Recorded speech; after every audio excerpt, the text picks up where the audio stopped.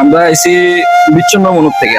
আমরা সবসময় দেখি ভর্তাটা খুব টেস্ট হয় বলে মানুষ অনেকে আইয়ে খায়, দেখি আইতাম পারি না সময় লাগে, অনেক সময় আমুকে আইতাম পারি না, তো যা কাজকে আইলাম, ভাইয়ের লোক দেখা হয়ে গেল, খাইলাম, খুব ভালোই লাগতেছে।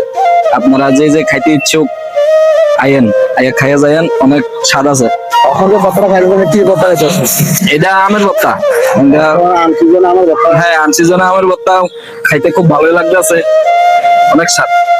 আইন আপনারা সবাই আইয়া টেস্ট করে যেতে পারেন।